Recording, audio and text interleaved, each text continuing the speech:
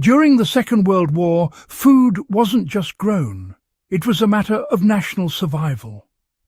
Across backyards, schoolyards and empty lots, ordinary people built what they called victory gardens to feed their families and soldiers abroad.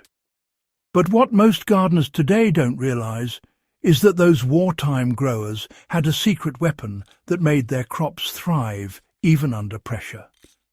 A precise aeration formula that turned lifeless soil into a fertile powerhouse, without machines or modern fertilizers.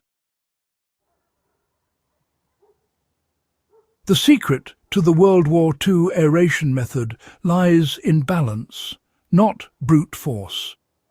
When the Victory Garden programs began in the 1940s, the United States Department of Agriculture faced a major challenge. Millions of citizens were growing food in poor or compacted soils. Fertilizer supplies were limited, and many people didn't own tractors or tillers. The solution had to rely on ingredients available in every household.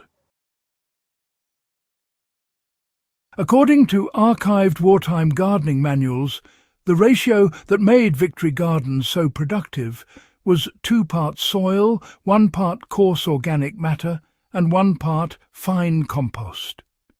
Each played a different role in maintaining structure. The genius of the World War II aeration formula wasn't just in the mix, it was in how it was maintained. Instead of constantly tilling, they relied on root rotation to keep the soil porous.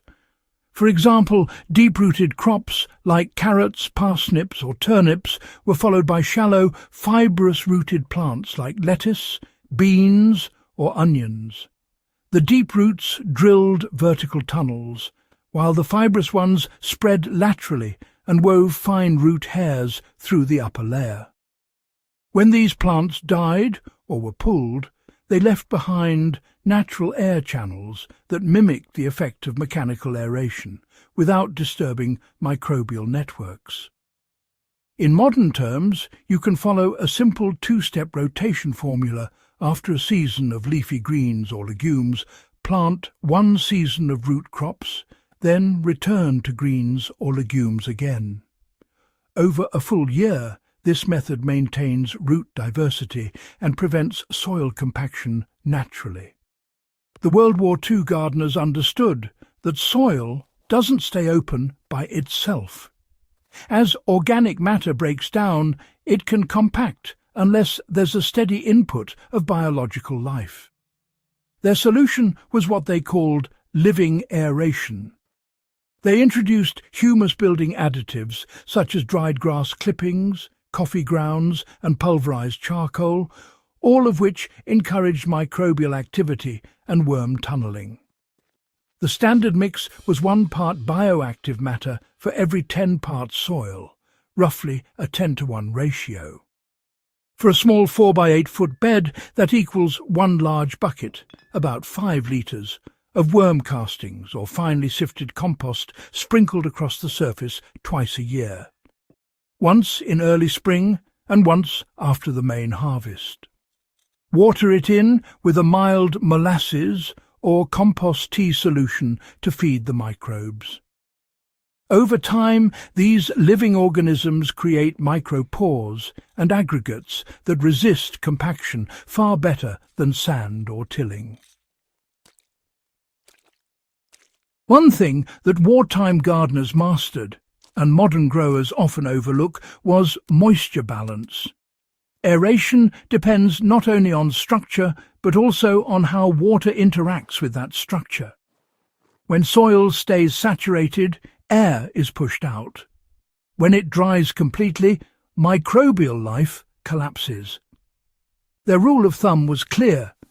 Soil should be moist enough to hold its shape when squeezed, but dry enough to crumble under slight pressure. To achieve that, they used a top dressing of 1/2 inch of straw or leaf mulch, which reduced evaporation and moderated temperature swings. You can replicate this easily today. After preparing your bed with the 2:1:1 mix, add a thin mulch layer and water deeply once every 5 to 7 days, depending on climate. This allows oxygen to re-enter between watering cycles, ensuring roots never suffocate.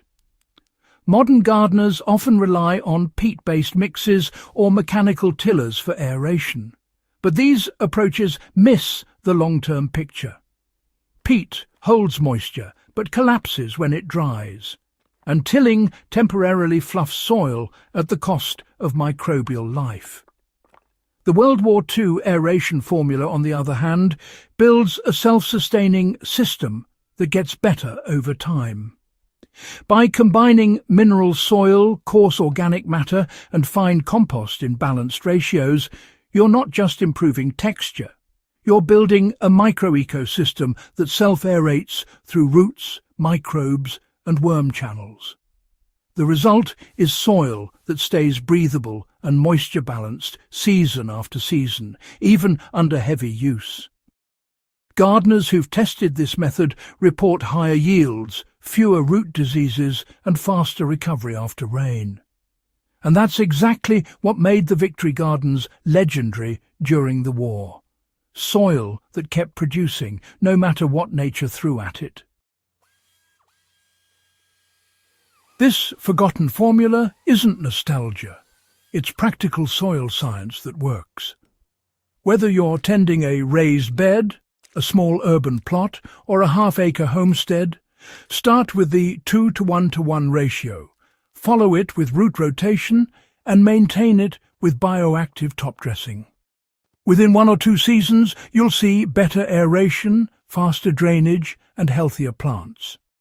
Remember, this was the method that helped feed entire nations under wartime pressure. If it worked then, with limited resources, it can transform your garden now. If you found this guide helpful, make sure to subscribe to Hydrohaven for more deep-dive gardening knowledge built on proven practical science. Share this video with a gardener who loves soil as much as you do, and let's bring the Victory Garden wisdom back to life, one bed at a time.